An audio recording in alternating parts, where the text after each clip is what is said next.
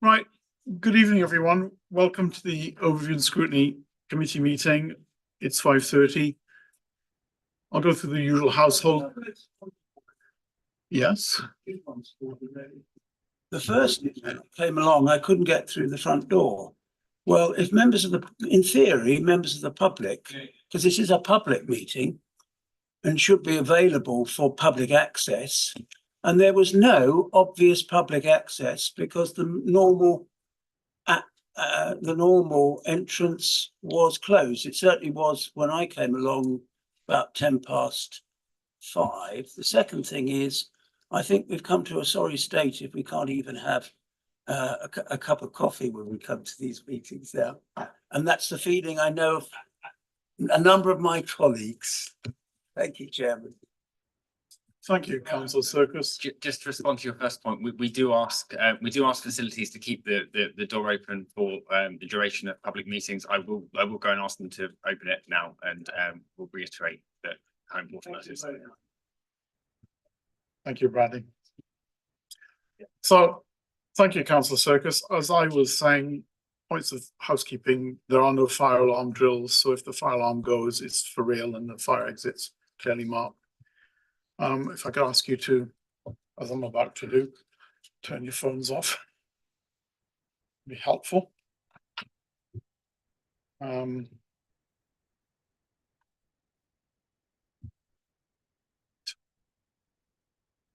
Apologies for absence. I think we have several apologies for absence. We do. Apologies from Councillor Campbell, Councillor Kitchen, Councillor Taylor and Councillor Walters. Thank you. Next item on the agenda is the minutes of the previous meeting. The previous meeting was held on the 12th of June. I think, sorry, Councillor Trollope. Difficulty hearing. I don't know if your microphone is working. I'll turn the volume up then. I was being Thank you very much. Screen. That's wonderful. Thank you.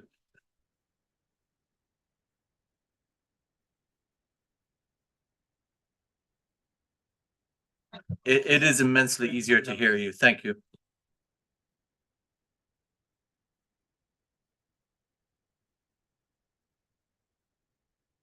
I take it you've all read your minutes. Are there any comments on the minutes, or can I sign them as a true and accurate record?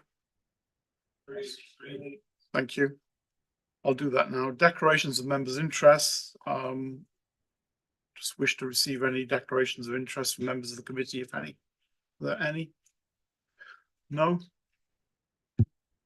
I'll just initial these in the meantime.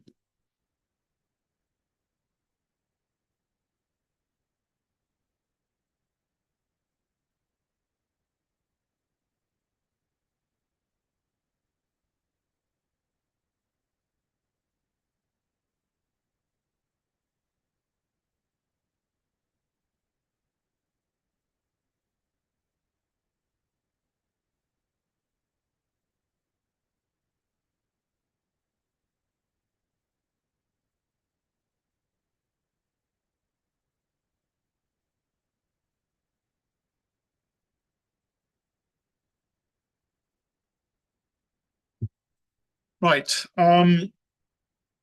Item 4, announcements. I don't have any announcements. Any comments I will make, I'll make at the end. Unfortunately, Councillor Belinda Walters is not well, so unfortunately she can't be here to lead on the next item. But I have a willing volunteer who will step in to fill in the breach in a minute. So item 5.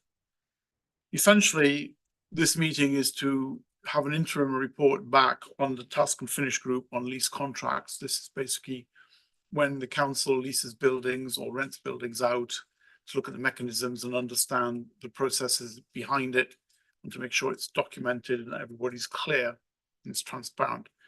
So the group has been working very hard. I know that from feedback. What I'll do is, you've all got a copy of the interim report, which I'm sure you'll have questions.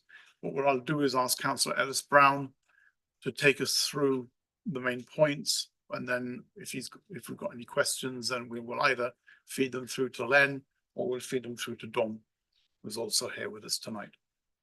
Len, over to you. Thank you, Chair. I won't go through the paper in page by page, and I take it that it's been read by everyone, but just highlight some points here. The methodology, well, we met with members of the group, met with heads of various areas, head of property and facility, asset manager, investment properties, head of leisure, head of housing. Initially, we've reviewed 5 lease contracts and we plan to do up to 15, look through those. The results and findings, there are 120 commercial investment properties, 105 community assets, and a further 139 houses and 38 HDC run buildings. On page 16, it makes a point here. It's not clear who holds responsibility for leisure community lease contracts. I spoke earlier today with I'm getting a name off. Liz Williams, yes. And her understanding that she has delegated authority on these in this particular area from the head of place. That needs to, we'll look into that as we continue. I'll just run briefly through the conclusions. Role of cabinet and councils need to be considered and documented if agreed. They have any role or responsibility in the decision-making framework that is to be reviewed and considered. Commercial assets need to be listed with the details of how held to reflect those collected for commercial lease contracts. As community assets need to be listed with details held to reflect those collected for commercial contracts. That sounds like a repeat. That's a repeat of the pre 6.3. Sorry about that. Leisure contracts need to be listed as well. All community leisure contract files should contain a framework document which notes the value of the asset, and this is looking at really the social value of the asset, costs, potential future cost to HTC, community value in monetary terms as well, and finally agreed charge to the tenant and leaseholder, and the impact, community impact, the benefits to local traders, local trade companies, employment, and link to HDC priorities and corporate plan objectives. Further steps we intend to make are discussed with the Director of Place and Director of Resources, their role and responsibility and delegated protocols, and to explore whether grants or organisations can be offset against rents, and if so, how should this be done. Continue the review of further 15 lease contracts and consider a single page that will give a steer when assessing lease contracts. So come up with a single page, maybe 2 pages, nothing very complex, that will allow us to make a quick and easy assessment of future lease contracts. I discussed that with Nick, can't remember his surname now, apologies, Jenkins, yes. So any questions, I'll try and answer them. If not, I'll take a note and come back to you. Thank you, Len. Councillor Vickers raised her hand first. Oh, thank you, Chairman. Thank you for that briefing. The next step said to review up to 15 further lease contracts. I heard you say that. Quite clearly, Lintott Square in Southwater is owned by this council and run by them. Has that been looked at, or is that part of the 15 further leases? Not sure, I'm afraid, but I can come back to you after this meeting. I'm sorry, I probably should have asked outside of here.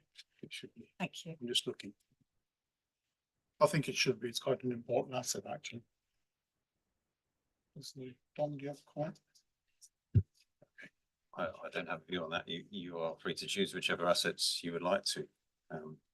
That's one you want to choose, then you obviously can do. I'll take a note and ensure that's one of the 15 that we look at. It's an important asset, obviously, it's fairly large. So The council for memory sank 23 million into it, so yeah, it's quite important. I was involved in the construction of that, so yeah. As a parish councillor. Councillor Tony Bevis.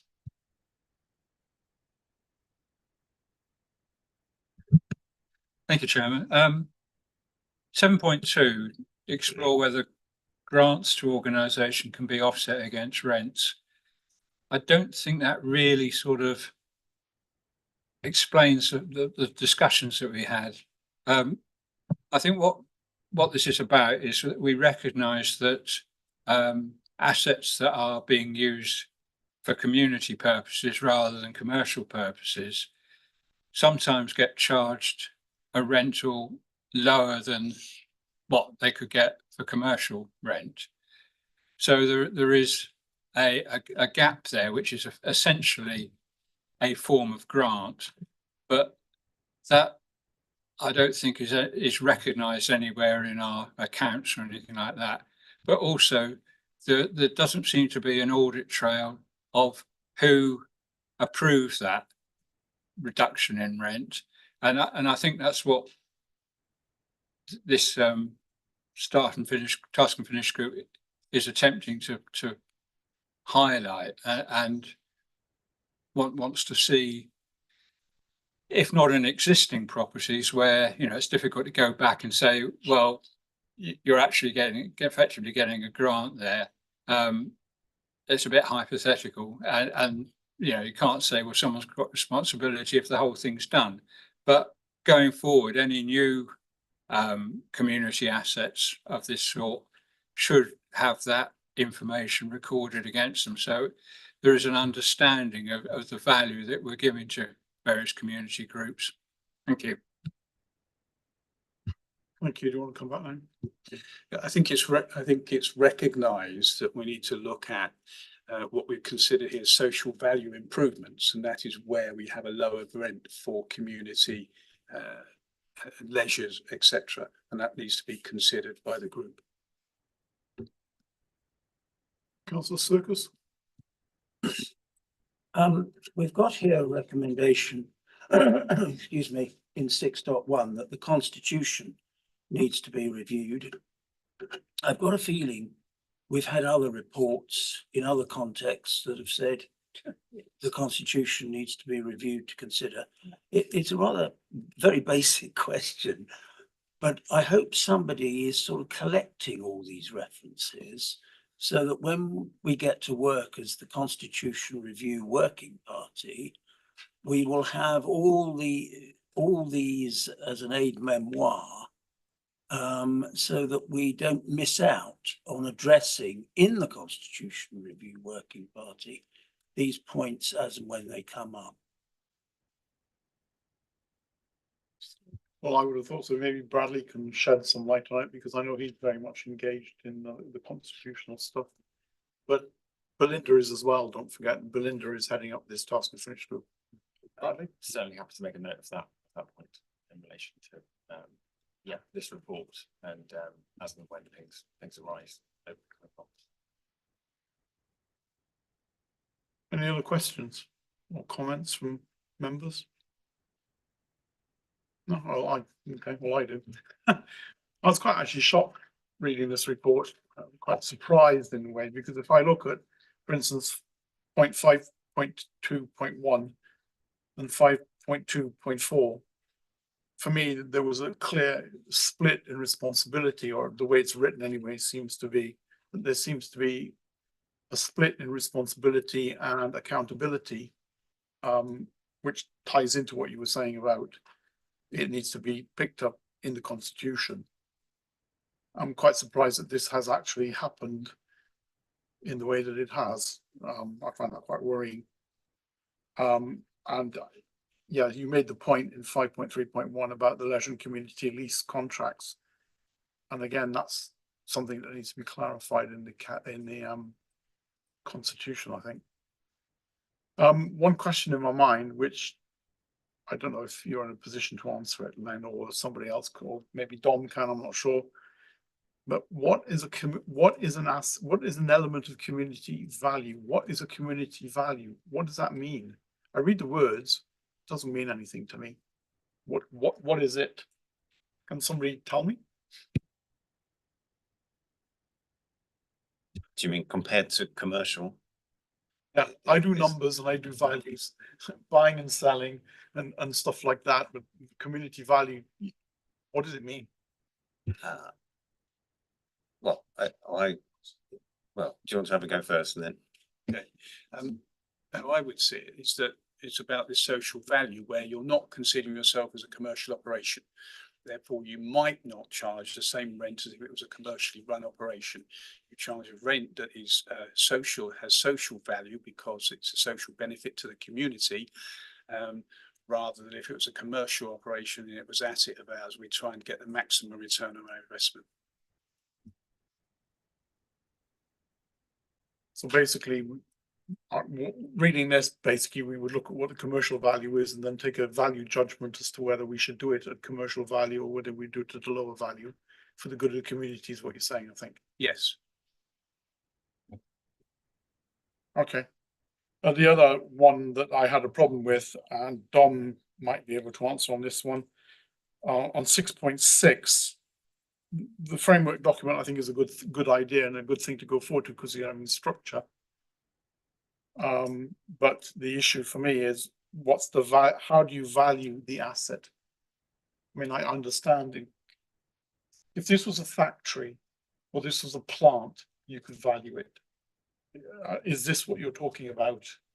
Or are you getting into different values? We have an asset register of all our properties that go into our ledger. And they will be valued on a number of different ways, depending on what the item actually is. Okay. So it's difficult to say exactly how it will be valued, because it will depend on the sort of the category that it might be. Thanks, that, because for me, the value does asset values when I'm looking at it from a parish council point of view, which, okay, it's not the same as a district council point of view, but there are some funny things happening with asset values at parish council. So I assume it's probably the same thing at district on a bigger scale, I would imagine. It is, and the question is that I would like to, make sure that that it reconciles is that all the properties that are on this list that we have are also reflected somehow in the ledger. Some may be, of course, nil value. Absolutely. Sorry, Sam, I didn't see you raising your hand. I apologise. I was just picking up on what you said about assets of community value. Who decides that something has community value and against what criteria? Because it's therefore open to its use. Can somebody answer that?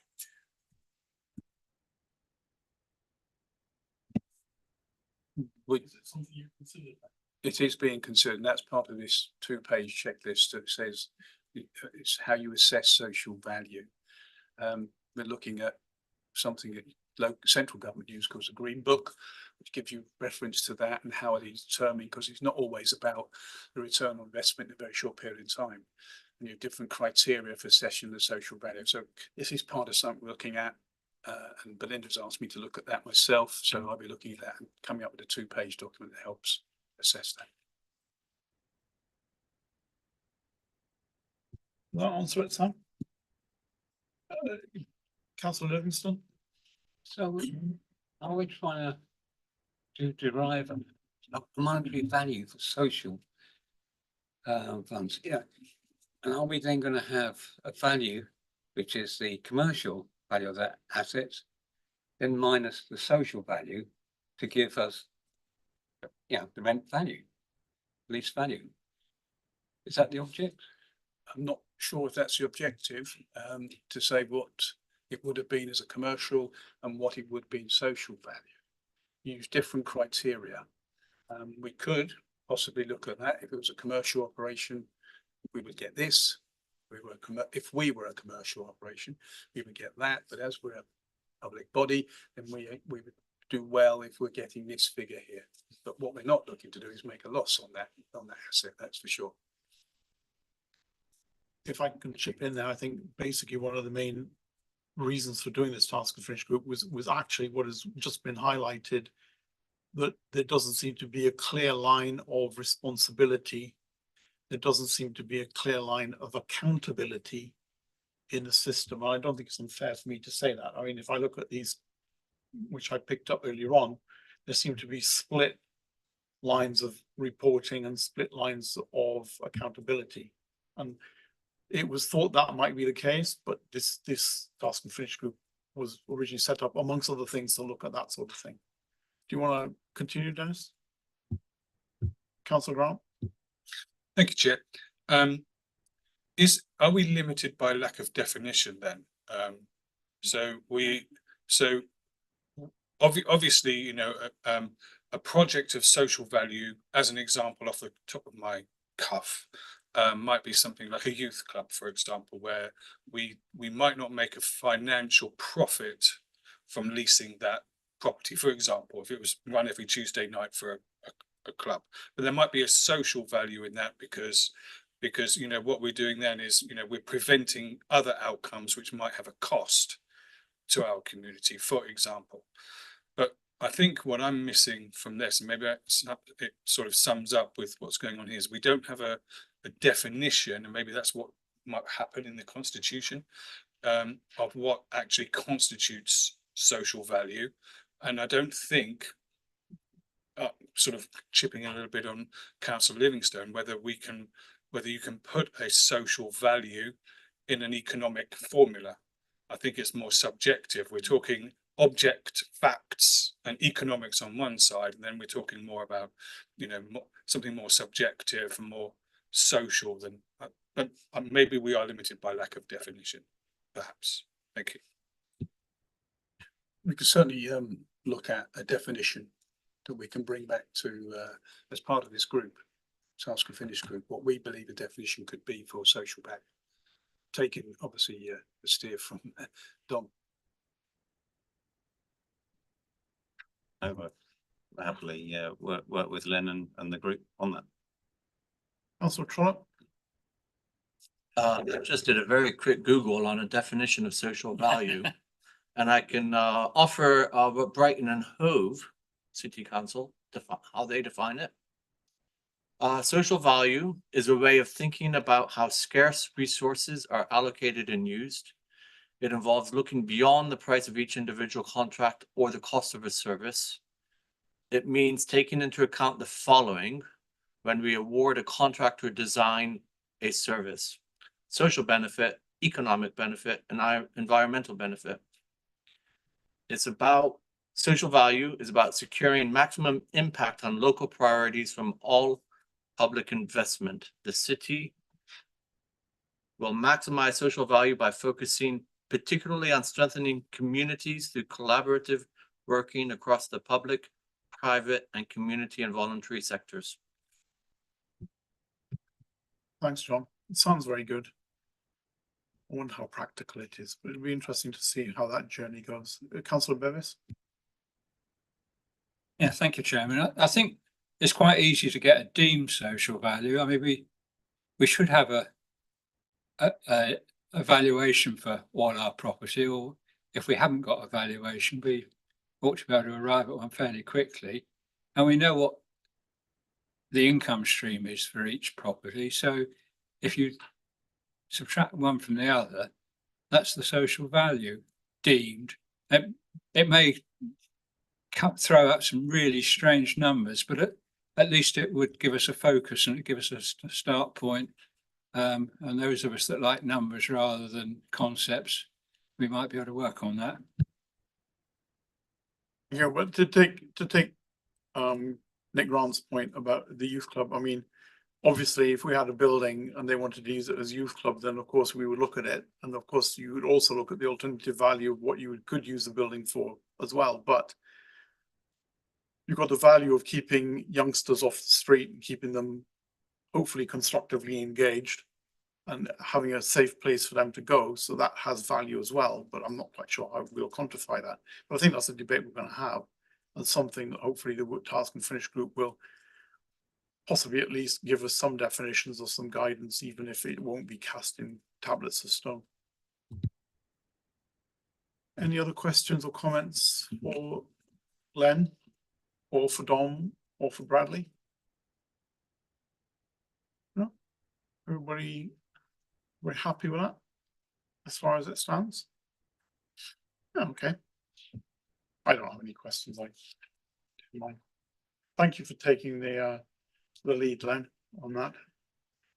My only comment is now you understand when we were setting up task and finish groups, I said to you that we needed 5 or 6 people per task and finish group as a sort of an optimal number, because tonight we have one member who's ill, one member who's on 2 members who are on holiday, and we still have members who can answer the questions. Well, that's a practical illustration. Okay, enough of that. Item 6, the work program.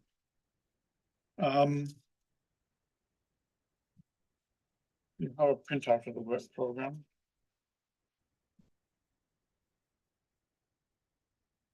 Now, one of the things I'm learning as chairman of Overview and Scrutiny is how to have agendas that are workable.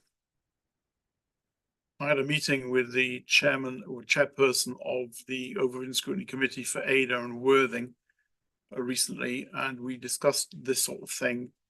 They have meetings that start at something like 7 o'clock in the evening and go until midnight, because their agendas are unwieldy, and that the chairman was trying to cut them down and to make them more acceptable. So, I mean, looking at this meeting in September, I mean, obviously the finance and performance cycle is starting, so that's an important one that we will take on. And there are a number there that we need to do anyway. But what I decided to do, and I've discussed it briefly with the chair, vice committee, is, for example, we were going to talk about the arboricultural contracts, and what I've decided to do is ask the officers to send us a written paper before the meeting so that we can digest, read, and understand. As it happens, the officer who is responsible is doing the climate action strategy presentation. So if there were any questions arising from that paper that would be circulated prior to the meeting, we could take them at the same time. I see that as one way of making a lighter agenda, because otherwise we'll be there for hours and hours and hours. Okay, and I trust that meets with your approval, I hope. Possibly we will be bringing in, it rather depends on Councillor John Campbell, how he manages the emergency powers task and finish, because we've had one meeting. John's gone off on holiday, but we chose him to be the chairman of the group. There's only 3 of us on that working party, but it's not the end of the world. We might bring it forward to this meeting, but I don't expect it to be too time consuming, because I'm very conscious of, you know, time allocation on these meetings. Okay, I think the other ones are roughly, some of these are what you would expect in the cycle, but no doubt in November, January, March, other things will come forward. Any questions or comments? Councillor Circus? Can somebody remind me, if it has been decided, what the timelines are for the constitution review? Well, it's for the whole process of constitution review, which will include obviously council, because it seems to me there's the distinct possibility that the role of overview and scrutiny may change. It might change because you'll remember that the peer review, the people who came on the peer review from other local authorities were completely mystified by a creature known as a policy development advisory group, which they'd never come across before. And of course, that has was perceived to have a role in policy development, and therefore a degree of accountability for the proposals of the cabinet, if, as seems not entirely impossible, there was a move to do away with PDAGs and substitute arrangements put in place that could affect both the workload and the way in which, to be honest, overview and scrutiny works. And we might actually do what we've said we would do for years and years, which is to be much more involved in the gestation of policy, as opposed to being a bit more reactive, which is so often how we operate. So I'm asking the question, are these issues in our consideration of them? Is there any possibility they're likely to be affected or could be affected by the Constitution review for the reasons I've given? Before coming back to you, I'll just ask Bradley. I mean, my understanding, correct me if I'm wrong, Bradley, is that the target is March, April next. I did actually ask the question which year, and I was told 2025. But it's a big piece of work. Do you want to say anything extra? The point you make is absolutely correct, and I'm very conscious of it, which is why I've got these meetings with these other chairmen of overview and scrutiny committees, which have been set up for me by the officers, because they are deemed to be best practice locally, or at least successful locally as task and finish. It's interesting that the problems are the same. So far, I've only had one meeting, but I'm looking forward to other meetings. I'm very conscious of the points you make, but at the moment, I don't have anything to act on or to put on the agenda. So at the moment, it's a bit of a blank canvas at the moment. Councillor Bevis? Thank you, Chairman. Yeah, I mean, this was kicked off really at governance earlier this week, but unfortunately, I had to leave the meeting just before the discussion on the Constitution started. But I did leave a note for someone else to ask, that we can get some interim progress reviews from the task and finish group that's been set up for the constitutional review, because it is huge, and I think we all need to know where it's going and whether particular sort of points that we might have personally have been considered. So I'd be interested to find out what happened about that. The monitoring officer did agree to that. Yeah. I mean, there are a number of topics like, PDAGs and, the existence or non-existence of PDAGs. And those are, I personally, if you look at it in an engineering sense of the word, some of those are really determining steps if you did a Gantt chart of it, because you can't make certain decisions unless you know what the other things have been resolved first. So we'll have to wait and see how that pans out, really. Any other comments from anyone? Okay, well, that's the work program as it stands, but the work program may well change in view of what we've been talking about. You've also received a copy of the Cabinet Forward Plan. Basically, Councillor Bevis pointed out that there seems to be one of the items in the forward plan doesn't really belong there, which is item 1 in the forward plan. I'm sure that will be amended sometime, won't it, Dom? I think it's item 1.